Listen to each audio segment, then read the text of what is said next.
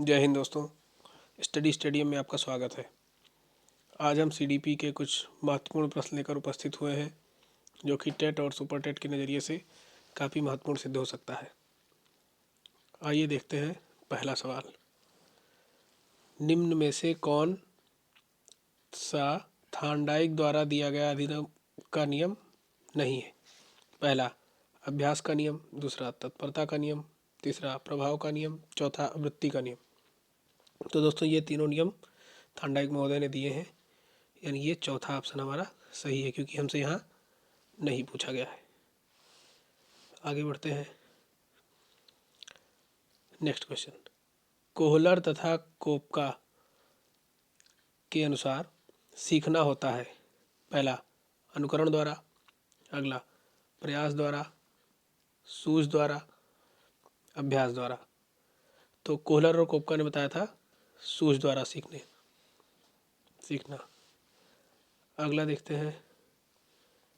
सामाजिक निर्माणवाद के जनक कौन है? नंबर 1 नोवाक, नंबर 2 वाइगोस्की, 3 पियाजे, 4 ग्लासर फ्लेड। तो इसके दोस्तों सामाजिक, जहाँ सामाजिक शब्द आ जाए वहाँ पे वाइगोस्की हमारे सही हो जाते हैं। सामाजिक अंतःक्रिया, सामाजिक अनुबंध, इस प्रकार से। अगला सवाल।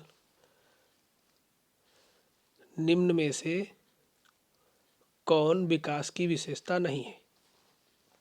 संचयी होना, दिशात्मक होना, विशिष्ट होना, अनियंत्रित एवं स्वतंत्र होना। तो दोस्तों ये नहीं है। अनियंत्रित नहीं होना, हमें पढ़ाई निरंतर करते रहना है और बहुत ज़्यादा स्वतंत्र नहीं फील करना अपने आप को। अगला क्वेश्चन। गिलफोर्ड के अनुसार अपसारी चिंतन में आवश्यक है। नंबर 1 श्रेणीकरण, 2 विचार प्रवाह, 3 अंकगणितीय तर्क, 4 एक समाधान। इसमें ऑप्शन नंबर 2 सही है, विचार प्रवाह। आगे देखते हैं। मस्तिष्क उद्वेलन विधि के प्रतिपादक हैं जॉन डेवी, ऑसबॉर्न, हरलॉक, आशुवेल। तो इसमें दोस्तों ऑसबॉर्न है, मस्तिष्क उद्वेलन ऑसबॉर्न ने दिया है। Next question. प्रासंगिक अंतर्बोध परीक्षण में कौन संबंधित है? परीक्षण से कौन संबंधित है? पहला CD मॉर्गन, दूसरा HA मुरे, तीसरा 1 और 2 दोनों, यानी ये और JL मोरेनो। तो इसमें ये दोनों सही हैं, CD मॉर्गन और HA मुरे। Next question. सृजनात्मक चिंतन की प्रथम अवस्था कहलाती है आयोजन, उद्भवन,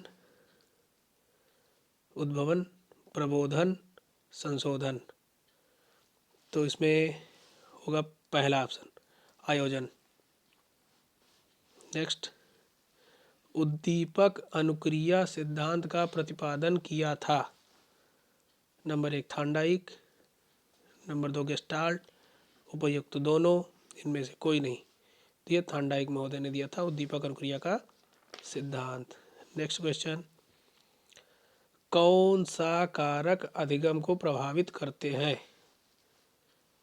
नंबर 1 व्यक्तिगत कारक, वातावरण संबंधी कारक, सामाजिक कारक, उपर्युक्त सभी। तो इसमें ये सभी प्रभावित करते हैं, उपर्युक्त सभी। नेक्स्ट क्वेश्चन सवाल नंबर 11। बहुबुद्धि का सिद्धांत किसने दिया था? नंबर 1 पियाजे, 2 ब्रूनर, गार्डनर, वाइगोस्की। तो ये बहुबुद्धि सिद्धांत गार्डनर ने दिया है, बहुबुद्धि सिद्धांत गार्डनर ने दिया है। ध्यान रखिएगा, काफ़ी सवाल महत्वपूर्ण है। सवाल नंबर 12। स्पीयरमैन ने दिया बुद्धि का द्विकारक सिद्धांत, बुद्धि का समूह कारक सिद्धांत, बुद्धि का बहुकारक सिद्धांत, बुद्धि का प्रक्रिया उन्मुखी सिद्धांत। तो स्पीयरमैन ने बुद्धि का द्विकारक सिद्धांत दिया। नेक्स्ट क्वेश्चन सवाल नंबर 13। प्रोजेक्ट विधि संबंधित है किससे? किलपैट्रिक, रूसो, मॉन्टेसरी, फ्रावेल, तो ये हो जाएगा किलपैट्रिक। प्रोजेक्ट विधि किलपैट्रिक ने दिया है, फ्रावेल ने खेल विधि दिया था। नेक्स्ट क्वेश्चन, पाठ योजना में छात्र के पूर्व अधिगम से संबंधित है। पहला ऑप्शन है उद्देश्य लेखन, दूसरा प्रस्तावना लेखन, तीसरा मूल्यांकन लेखन, चौथा लक्ष्य लेखन। पाठ योजना में छात्र के पूर्व अधिगम से संबंधित है। पूर्व अधिगम से संबंधित करने के लिए प्रस्तावना का प्रयोग किया जाता है, इसलिए हो जाएगा प्रस्तावना प्रश्न। नेक्स्ट क्वेश्चन, गलत वाक्य को चुनें। छात्र सबसे अच्छा स्वाभाविक वातावरण में सीखते हैं, ये तो ठीक लग रहा है। छात्र सबसे अच्छा करके सीखते हैं, ये भी ठीक लग रहा है। छात्र सबसे अच्छा खेल खेल में सीखते हैं, ये भी कुछ हद तक ठीक है। छात्र सबसे अच्छा नियंत्रित वातावरण में सीखते हैं, ये बस यही बात गलत है। गलत वाक्य चुनना है तो यही है हमारा ऑप्शन। क्या है आंसर? हमारा ऑप्शन नंबर 4। नेक्स्ट क्वेश्चन, सवाल नंबर 16, संविधान के किस संशोधन से शिक्षा के अधिकार पर बल दिया गया है? नंबर 1 52वां, 86वां, 68वां, 22वां। तो ये हो जाएगा 86वां संविधान संशोधन 2002। सवाल नंबर 17, शिक्षण के कार्य में सम्मिलित है मूल्यांकन कार्य, उपचारात्मक कार्य, निदानात्मक कार्य, उपर्युक्त सभी। तो इसमें उपर्युक्त सभी हो जाएगा। नेक्स्ट क्वेश्चन, शिक्षण सबसे कम प्रभावशाली होगा कब? कभी होगा? शिक्षक एकाधिकारवादी होगा, विद्यार्थी निष्क्रिय होंगे, केवल लिखने पर बल होगा, उपर्युक्त सभी। इसमें चारों सही है, क्योंकि एकाधिकारवादी होगा, केवल शिक्षक का ही चलेगा सब कुछ, तो गलत है। विद्यार्थी निष्क्रिय हो जाएंगे तो कुछ सीख ही नहीं पाएंगे, केवल लिखाया जाएगा तो बोलना और पठन इनका सब जो है गड़बड़ हो जाएगा। तो ये इसमें हो जाएगा ऑप्शन नंबर 4 उपर्युक्त सभी। नेक्स्ट क्वेश्चन, भाषा रूपांतरण सिद्धांत किसने दिया था? नंबर 1 बर्नस्टीन, चॉम्स्की, फिल्मर, स्किनर। तो ये चॉम्स्की ने दिया था। LAD, ये अंग्रेजी में होता है LAD, लैंग्वेज एक्विजिशन डिवाइस, ये इन्होंने दिया था। नेक्स्ट क्वेश्चन नंबर 20, शारीरिक गठन के संदर्भ में कौन सही नहीं है? मेजोमॉर्फिक, एंटागोनिस्टिक, एक्टोमॉर्फिक, एंडोमॉर्फिक। तो इसमें दोस्तों ये नहीं सही है। ये इस तरह के जो लोग होते हैं वो सिर्फ खाते रहते हैं और ज़्यादा एनर्जी अपनी लॉस नहीं करते, इसलिए ये सही नहीं है। इनका शारीरिक गठन गड़बड़ हो जाता है, इनका जो है कहीं किसी का पेट निकल जाएगा तो किसी का जो है कोई ना कोई बीमारी लगी रहती है इनको, ये गलत। अगला सवाल, निम्नवत में अभिप्रेरणा के घटकों की पहचान करें। नंबर 1 आवश्यकता, अंतर्नोद, प्रोत्साहन, उपर्युक्त सभी। तो इसमें उपर्युक्त सभी है। आपको प्रोत्साहन चाहिए, अंतर्नोद चाहिए, आवश्यकता, अभिप्रेरणा के लिए ये सभी महत्वपूर्ण है। क्वेश्चन नंबर 22, मनोविश्लेषणात्मक सिद्धांत के प्रतिपादक थे? सिगमंड फ्राइड, आलपोर्ट, गिलफोर्ड, 2 और 3। ये है सिगमंड फ्राइड। मनोविश्लेषणवाद कभी भी आएगा, मनोविश्लेषणात्मक सिद्धांत आएगा तो आपको सिगमंड फ्राइड लगाना है। नेक्स्ट क्वेश्चन, निम्नलिखित में से कौन स्किनर द्वारा प्रतिपादित अधिगम के सिद्धांत से संबंधित नहीं है?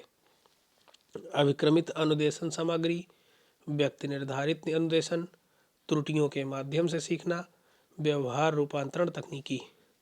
तो ये त्रुटियों के माध्यम से सीखना नहीं है, ये थॉर्नडाइक महोदय ने दिया था, प्रयास एवं त्रुटि का सिद्धांत। नेक्स्ट क्वेश्चन 24, विभिन्न योग्यताओं एवं रुचियों वाले विद्यार्थियों हेतु मूल्यांकन अधिक उपयोगी होगा?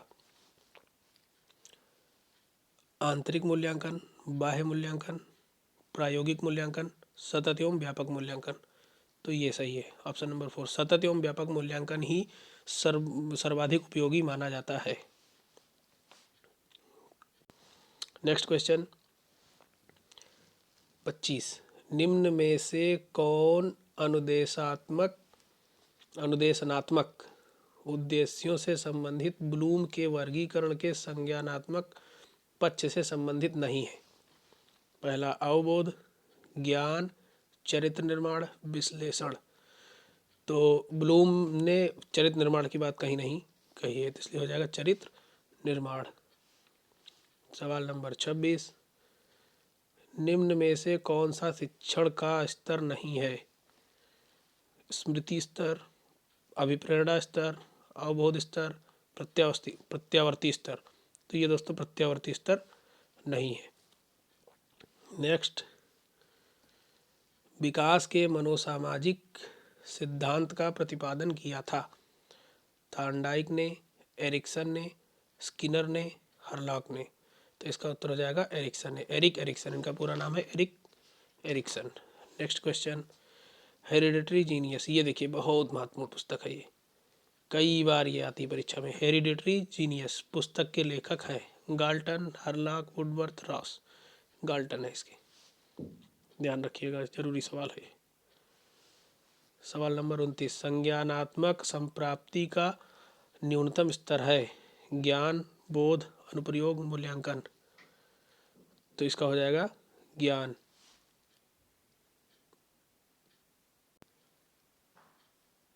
नेक्स्ट क्वेश्चन, सवाल नंबर 30 और ये आखिरी सवाल है।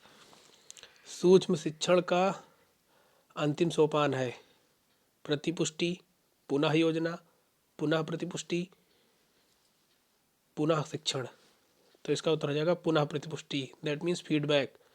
दोबारा से देखना है कि जो हमने पढ़ाया लिखाया या इसकी जो हमने व्यवस्था बनाई है वो कैसी है, इसको फीडबैक बोलते हैं, पुनः प्रतिपुष्टि। थैंक यू दोस्तों, आज के 30 सवाल पूरे हुए। चैनल को सपोर्ट करें, सब्सक्राइब करें, चैनल को सब्सक्राइब करें, लाइक करें और शेयर करें। Study stadium. थैंक यू, जय हिंद।